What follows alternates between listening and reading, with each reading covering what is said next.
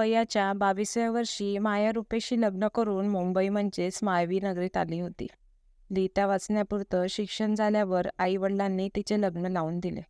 रुपेशसारख्या एका अनोळखी व्यक्तीशी आयुष्यभराची गाठ बांधून माया मुंबईला आली होती. पुढे काय वाढून ठेवलं आहे तिच्या निष्पाप मनाला काही माहीत नव्हतं. मुंबईत पहिल्यांदाच पाऊल ठेवलेल्या मायाला या मुंबई नगरीनेही आपलंसं केलं. काही दिवसांनी तिथे ती रुळल्यानंतर काहीतरी करावे किंवा कसले तरी पुढे शिक्षण घ्यावं अशी इच्छा मायाने रुपेशला बोलून दाखवली. पण मी कमवतोय त्यात आपलं चांगलं वागतंय, त्यामुळे तू नोकरी करायची गरज नाही असं सांगून रुपेशने मायाला नकारच दर्शविला. आणि आता शिकून काय करायचंय, मुलं होतील त्यांना सांभाळायचं असं बोलून तिच्या शिक्षणाच्या इच्छेलाही पूर्णविराम दिला. एकटी मायाला कधीही बाहेर न जाऊ देणारा नवरा, कोणाशी बोलू नये असं सांगणारा नवरा सुरुवातीला आपल्यावर असणाऱ्या प्रेमापोटी असा वागतोय असं वाटलं. पण काही दिवसातच त्याचा स्वभाव संशयवृत्तीचा आणि पुरुषी अहंकार गाजवणारा आहे हे कळाले. त्याच्यावर असलेल्या प्रेमापोटी तिने घरातून बाहेर कधीच पाऊल ठेवलं नाही. याच प्रेमाने आज ना उद्या तो नक्कीच बदलेल असा विश्वास दिला होता. त्यांच्या लग्नाची 2-3 वर्ष गेली तरीही माया गोड बातमी देत नव्हती. म्हणून घरून तिच्यावर प्रेशर वाढत राहिला. रुपेशही घरच्यांचं ऐकून मायाशी भांडू लागला. घरात तर तिच्यावर वांजुटे पण लादलेच गेलं होते. तर माया कोणी काय सांगेल श्रद्धा अंधश्रद्धाची उपाय ती करू लागली. रुपेशाने तिच्यातील नातं आता फक्त मूल जन्माला घालायचं या उद्देशापुरतं सोपलं होतं. मायाने मनापासून केलेली विनंती एक दिवस देवाने ऐकली आणि घरात नवीन पाहुणा येणार कळताच सगळ्यांना मायाप्रती अचानक प्रेम उफाळून आले. रुपेशही तिला कुठे ठेवू आणि कुठे नको इतकं प्रेम करू लागला. 9 महिने पोटात जीवापाड जपलेला जीव जगात आला. मुलगा झाला म्हणून रुपेश जरा जास्तच खुश झाला. मुलाचं संगोपन करण्यात माया पूर्ण व्यस्त झाली. मुलाच्या येण्याने हरवलेला आनंदच परत आला असं मायाला वाटत होतं. म्हणून तिने मुलाचं नावही आनंद ठेवलं. आनंदसोबत तिचं आयुष्य नव्या वळणावर पाऊल ठेवत होतं, जे तिला सर्वाधिक सुखावत होतं. आनंदचं चालणं मायाच्या चेहऱ्यावर हसू आणत होतं, पण नियतीला कदाचित हे असणं मान्य नसावं. आनंद जसं वयात येऊ लागला तशी त्यांना विविध चाहूल लागत होती. शाळेत असताना मुलांसोबत खेळण्याऐवजी मुलींसोबत खेळणं, गप्पा मारणं त्याला आवडू लागलं. घरी आल्यावर आईची साडी नेसणं, मेकअप करणं, स्वतःला आरशात निरखून बघणं असे प्रकार त्याचे चालायचे. मायाने खूप वेळा रागवले की तू मुलगा आहेस, मुलगीसारखं वागू नकोस. आनंद मात्र नक्की मुलगा की मुलगी या सर्व प्रश्नांसोबत झगडत होता. जो तो आहे ते त्याला नको होतं आणि मनातून त्याला जे हवं होतं तसं त्याला जग स्वीकारू शकत नव्हतं. त्याच्या अस्तित्वाची त्याची लढाई चालू असतानाच एक दिवस अचानक त्याला रक्तस्राव सुरू झाला. आधी शरीराचा आणि मनाचं द्वंद्व तर चालूच होत असताना हे विपरीत अनपेक्षित परिस्थितीचा सामना कसा करावा हे आनंदलाही कळत नाही. काही वेळ बेचैन होऊन मायाला त्यांनी घडलेली घटना सांगितली. मायाच्या तर पायाखालची जमीनच सरकली. आनंद शरीराने पुरुष होता, पण मन मात्र स्त्रीचं होतं. हे आनंदने माझ्यासमोर कबूल केलं, पण आता शरीराने सुद्धा त्याला स्त्रीची ओळख द्यायला सुरुवात केली. पुरुषाला मानसिक पाळी येणं आनंद हा पहिला मुलगा नव्हता, पण माया रुपेशच्या घरातील तो पहिला मुलगा जगावेगळा होता. डॉक्टरांची भेट घेऊन त्यांना सगळी परिस्थिती सांगतात. आनंद हा पुरुष नसून तो तृतीय लिंगी समूहातील आहे हे स्पष्टपणे कळालं. घडलेला सगळा प्रकार रुपेशपर्यंत पोहोचतो.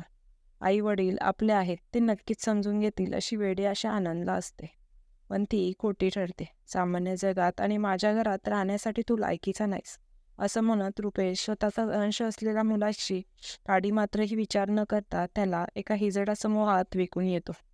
मायाचा जीव मुलासाठी तुटत असतो. आईचं काळीज शेवटी रात्रंदिवस फक्त आनंदच्या नावाचाच जप करत राहते. आनंदला शोधायला ती घराबाहेर पडू नये म्हणून रुपेश कामावर जाताना तिला घरात कोंडून जात असे. 4 दिवस अन्नपाणी सोडून मायाने देव पाण्यात ठेवले होते. तिच्यापुढे अखेरीस देवालाही हार मानावी लागली. एक दिवस खिडकीतून शेजारच्या मुलाला बाहेरून दरवाजा तोडायला सांगून ती स्वतःची सुटका करून घेते आणि अनवाणीच आनंदला शोधायला बाहेर पडते. फोनवर रुपेश आनंदबद्दल कोणाकडे तरी त्याची चौकशी करताना तिने गुपचूप ऐकलं होतं. त्यावरून तो कुठे असावा याचा तिला अंदाज होता. ती तडाक त्या वस्तीत जाते. आजूबाजूला टाळ्या वाजवत उभे असणारे स्त्रीवेशातील पुरुष बघून ती अर्धी घाबरते. आजपर्यंत या लोकांबद्दल जे ऐकलं होतं ते भयान भीतीदायक, त्यामुळे त्यांची भीती वाटणे साहजिकच. तरीही मोठ्या हिमतीने माझा आनंद कुठे आहे म्हणत ती फिरत असते. मायाचा आवाज ऐकून आनंद एका खोलीतून तळत बाहेर येतो आणि मायाला घट्ट मिठी मारतो. दोघेजण फक्त डोळ्यांनी बोलत होते. दोघांची ही स्थिती पाहून तिथे असणारे सगळ्यांचेच डोळे पाणावले होते. मायाने हात जोडून पाया पडून त्यांची सुट्टीसाठी विनवणी करते. त्या समाजातील गुरुमाय तिला समजवण्याचा प्रयत्न करतात की तुमच्या सामान्य समाजात आनंदला काही स्थान नाही. त्याला फक्त अवहेलना सहन करावी लागेल. तो जर तेथे राहिला तर तो इतरांपेक्षा वेगळा आहे असं वाटणार नाही आणि सुरक्षितही राहील. आम्ही त्याची योग्य ती काळजी घेऊ. पण माया शेवटी एक आई होती. ती काही झालं तरी आनंद माझा जीव आहे. त्याच्यापासून मी दूर नाही राहू शकत. त्याची जी ओळख आहे ती ओळख करून मी त्याला चांगलं जीवन जगण्यास प्रवृत्त करेन, पण माझ्यापासून दूर करणार नाही. तुमचे पैसे हवे तर मी कसेही करून परत आणून देईल, पण माझ्या मुलाला माझ्यापासून तोडू नका, अशी विनंती माया त्यांच्यासमोर करते. एक आईच्या हट्टापुढे आणि अश्रूंपुढे सगळे झुकले. मायलेकाच्या प्रेमापुढे पैसा मोठा नाही असं म्हणत त्यांनी आनंदला सोबत न्यायला परवानगी दिली. काही झालं तरी आम्हाला हाक मारा असं सांगायला देखील ते विसरले नाहीत. माणूस न मानता ज्यांना आपण हिजरा, त्याच माणसातील माणुसकी आणि आपुलकीचा प्रत्यय मायाला आला होता. आनंदला परत मिळवून तिने एक लढाई तर जिंकली होती, पण खरी लढाई आता सुरू झाली होती. माया रुपेशकडे न जाता आनंदला घेऊन सरळ माहेरी जाते. माहेरी आनंदचे सत्य कळल्यानंतर तेही आनंदला स्वीकारण्यास असमर्थता दाखवतात. माया तिथूनही आनंदला घेऊन बाहेर पडते. परत मुंबईला येऊन राहील घर आणि काम शोधण्यासाठी म्हणून फिरण्याचा प्रवास तिचा सुरू होतो. मुंबईतल्याच एका नातेवाईकांनी रुपेशला न माहीत करताच तिला भाड्याने एक रूम बघून दिली आणि एके ठिकाणी कपडे भांडीचे कामही मिळवून दिले. तिथून मायाच्या मातृत्वाचा आणि आनंदच्या अस्तित्वाचा खरा खडतर प्रवास सुरू होतो. रुपेशनं इकडे माया आणि आनंदला शोधण्याची सुरुवात केली होती. म्हणून ज्याच्या हातात विकला होता तिकडे गेल्यावर त्याला कळलं की माया त्याला स्वतःसोबत घेऊन गेली आहे. कधी बाहेरही न पडणाऱ्या मायाची हिंमत बघून रुपेशला मोठा धक्काच बसला होता. आनंदला विकून मिळालेले पैसे आता परत मागतील या भीतीने तो काही न बोलता तिथून सटकायच्या उद्देशात असतानाच, आम्हाला आमचे पैसे नकोत, पण आनंद आणि त्याच्या आईला काही होता कामा नये अशी समजूत त्यांनी दिली. पण मायाने त्यांचा शब्द मोडून त्यांचा अपमान केला होता. त्याचा पुरुषार्थ पणाला लागला होता. काही दिवस शांत बसून रुपेशने पुन्हा मायाचा शोध घेण्यास सुरुवात केली. माया दिवसभर कपडे धुण्याचे काम करून संध्याकाळी एका हॉस्पिटलमध्ये रिसेप्शनिस्टचे काम करायची.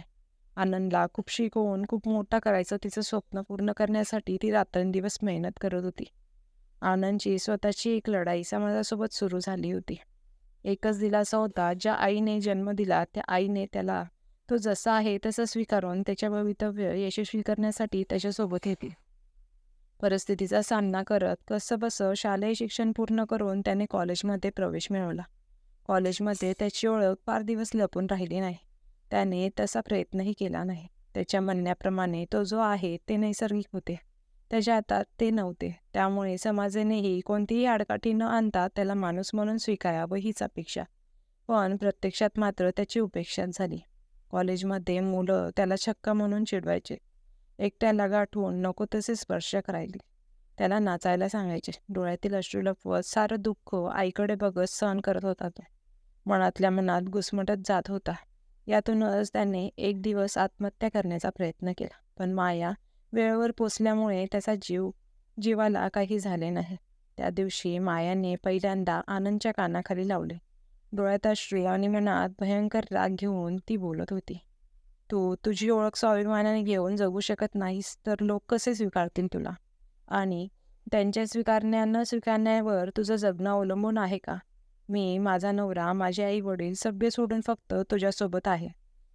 कपड्यांनिशी घराबाहेर पडले ते तुझी हार बघायला नाही. लोकांच्या शळणाऱ्या नजरा आणि कुत्सित हास्य रोज सहन करते, ते फक्त तुझ्यासाठी. स्वतःचा जीव धोक्यात घालून तुला परत माझ्याजवळ आणून एक सुरक्षित छत दिलं, ते फक्त तुझ्यासाठी. स्वतःला संपवताना हा जीव तुझा नाही तर माझा आहे हे विसरू नकोस. एक जिद्द मनात ठेव की तू जिंकणारच. मग कोणी सोबत असू देत नाही तर नाही. हा रस्ता काट्यांचा आहे. त्यावर चालूनच तुला एक दिवस फुलांचा हारही गळ्यात भेटेल, हे लक्षात ठेव. इथून पुढे हे मिळालेले जीवन संपूर्ण याच विचारावर जगायचं. त्या दिवशी आनंदनेही आता न हारता जिंकायचं असे वचन मायाला दिले आणि त्याचे जीवन खडतर होते त्याला धीराने तोंड देत तो पुढे चालत राहिला. माया प्रामाणिकपणे निष्ठेने स्वतःचे काम करत असते. सगळी संकटे दूर झाली असे तिला वाटत असतानाच एक दिवस रुपेश त्या दोघांसमोर उभा असतो. मायाचे हातपाय थरथरू लागतात. तरीही ती हिंमत एकवटून त्याचं उत्तर देत असते. रुपेश तिचं काही न ऐकता तिला मारझोड सुरू करतो. आईला वाचवायला आनंदमध्ये पडताच त्याचाच गळा आवळून त्याचा जीव घेण्याचा प्रयत्न रुपेश करताच माया घरातील धारदार शस्त्राने त्याच्या हातावर वार करते. पत्नी म्हणून तिने त्याचे अत्याचार सहन केले होते, पण मुलाचा जीव वाचवण्यासाठी ती झाशीची राणी झाली. पुन्हा इकडे फिरकलास तर तुझा जीव घेईन, हे बोलण्याची हिंमत एका आईतच आहे हे ऐकताच तो तिच्या घरातून बाहेर पडला. तो कायमचा. आनंद माया दोघेही घडल्या घटनेतून सावरत एकमेकांना साथ देत दर दिवशी समोर येणाऱ्या नव्या आव्हानांचा सामना करत आजोबाची टोमणे ऐकत पण हसत जगत होते. मायालाही आता चांगला पगार मिळत होता. आनंदला शिक्षण घेण्यात खूप अडचणी येत होते. अपमान सहन करावा लागत होता. पण वेळोवेळी आईचं खंबीरपाठी सामाजिक संस्थेची मदत व स्वतःच्या प्रबळ इच्छा या जोरावर LLBचे शिक्षण त्याने पूर्ण केले. याचसोबत एका सामाजिक संस्थेसोबत जोडून त्याच्यासारख्या LGBT समाजातील मुलांना समुपदेशन देण्याचे मोलाचे काम तो करत होता. आणि या मुलांच्या पालकांना धैर्य आत्मविश्वास देण्याचं काम, मुलांना प्रेमाने स्वीकारण्याचा आणि वाढवण्याचा समुपदेशन माया करत होती. ज्या दिवशी आनंदने LLB पूर्ण केली त्या दिवशी एका संस्थेकडून त्याचा सत्कार होणार होता. त्या दिवशी त्याने आईला कार्यक्रमासाठी स्वकमाईतून साडी घेतली. मायाच्याही डोळ्याचे पारणे फिटत नव्हते. खूप खुश होती ती स्वतःच्या गळ्यात फुलांचा हार पडताना बघून. आनंदला काही वर्षांपूर्वी आईने बोललेले शब्द आठवले. या काट्यावर चालून एक दिवस तुला गळ्यात फुलांचा हार पडेल. आनंदला भरून आलं होतं. त्याच्या इतर प्रवास व्यक्त करताना तो या यशाचं सारं श्रेय फक्त आईला देतो. बंद डोळ्यांनी तो म्हणतो, जर आई माझ्यासोबत नसली तर कदाचित मी कोणत्याही तरी स्टेशनवर किंवा रस्त्यावर टाळी वाजवत पोटाची कळगी भरण्यासाठी हात पसरत उभा राहिलेले दिसलोस. आईने खूप कष्ट करून जगाची बोलणी खाऊन सगळी नाती तोडून 7 जन्माच्या नात्याने बांधलेल्या नवऱ्याला सोडून तिने फक्त माझ्यासारख्या मुलाला साथ दिली, ज्याला ती मुलगाही बोलू शकत नाही आणि मुलगीही नाही. येता जाता रोज तिला समजते तिची आई असं म्हणायचा आणि हसायचा. तिला चिडवायचा, मुलाला जन्म देत तू हिजड्याला जन्माला घातलेस असे हिनवायचा. पण ते शांत बसून सहन करत राहिले, फक्त माझ्यासाठी. कित्येकदा कोपऱ्यात जाऊन तिने डोळ्यातील अश्रूंना वाट मोकळी केली, पण माझ्यासाठी. ती नेहमीच खंबीर आणि सक्षम आई बनली. मी तिची कमतरता नसून ताकद आहे हा विश्वास तिने मला दिला. त्यांच्यामुळेच हा पुनर्जन्म मला लाभला आणि मी स्वतःची ओळख, स्वतंत्र अस्तित्व बनवण्याचं स्वप्न पूर्ण करू शकलो. आई आहे म्हणून मी आहे, नाही तर मी शून्य आहे. आनंदच्या मुखातून आपलं कौतुक ऐकून मायाचे आनंदाश्रू थांबत नव्हते. नवऱ्याला सोडून, आईवडिलांना सोडून एक आई म्हणून ती इतकी वर्ष झटत होती. रात्रंदिवस मुलाच्या यशासाठी कष्ट करत होती. त्याचं आज चीज झाल्यासारखं वाटलं. मुलाचे यश डोळ्यात साठवून घेत होती.